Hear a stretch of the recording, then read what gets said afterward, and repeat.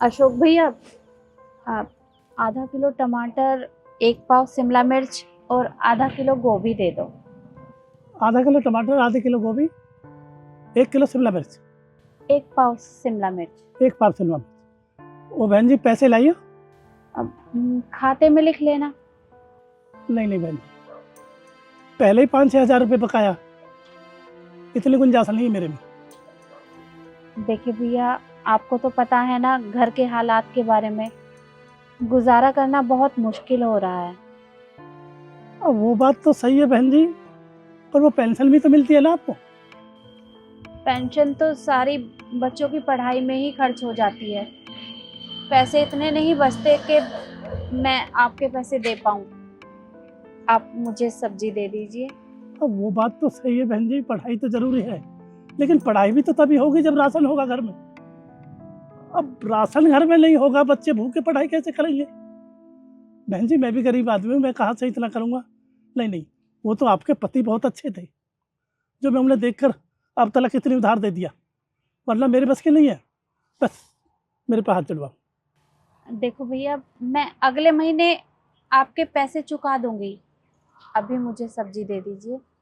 नहीं बहन जी, इतनी गुंजाइश नहीं है मेरे में। हाँ बहन जी, आपको क्या चाहिए?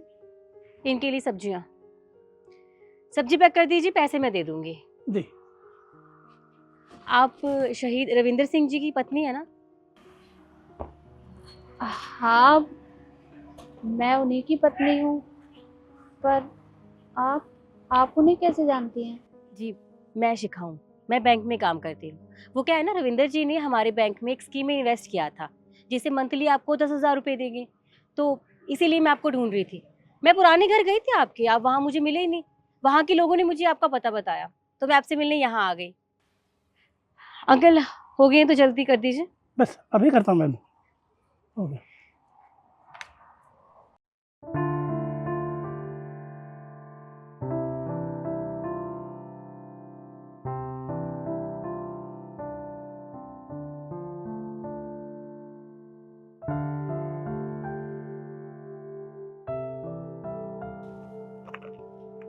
ये लीजिए मैम।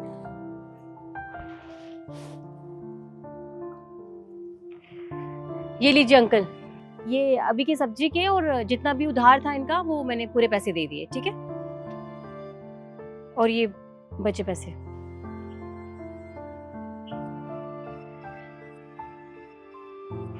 आपका बहुत बहुत धन्यवाद। अरे नहीं, आप धन्यवाद क्यों बोल रही हैं? मैं तो बस आपके पैसे आपको वापस कर रही हूँ, कोई बात नहीं। मैं अब चलती हूँ। जी। तू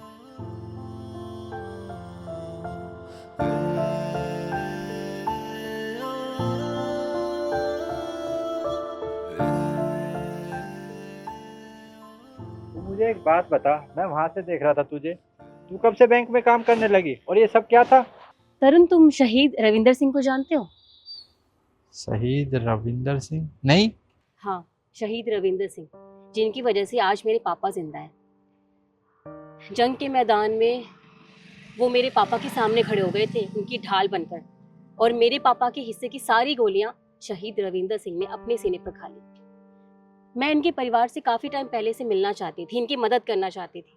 आज आकर मिले मुझसे, और मैंने तो ठान लिया है कि अब मैं इनकी हमेशा मदद करूंगी, और हर महीने कुछ ना कुछ पैसे डिपॉजिट करवा दिया करूंगी, ताकि रोज इनको इस तरह के लोगों से ना जूझना पड़े और कोई दिक्कत ना हो। शिखा, तुमने इनकी मदद करके ना बहुत अच्छा किया है। अरे नहीं, मैंने कुछ मदद नहीं किया है। इनके तो बहुत एहसान है हम पर क्या, पूरे देश पर। तुम जानते हो तरुण, एक फौजी अपने देश की सेवा के लिए, उसकी सुरक्षा के लिए अपने पूरे परिवार को पीछे छोड़ देता है और अपने आप को कुर्बान कर देता है। और एक इंडियन आर्मी जो पूरे देश को अपना परिवार समझता है, लेकिन कोई भी उसके परिवार का हिस्सा नहीं बनना चाहता, इतना जिगरा ही नहीं रखता। वो हमारे लिए कितना कुछ करते हैं, सिर्फ उनकी वजह से हम सेफ हैं आज, लेकिन हम उनकी मदद नहीं करते। इस तरह के लोग उन्हें पहचानने से मना कर देते हैं। हमें शर्म आती है ऐसे लोगों की सोच पर।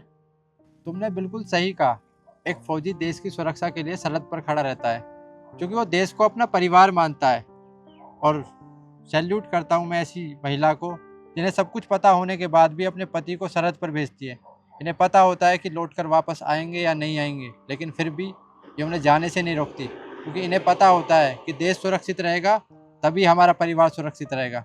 तो सैल्यूट तो बनता है। सही कहा।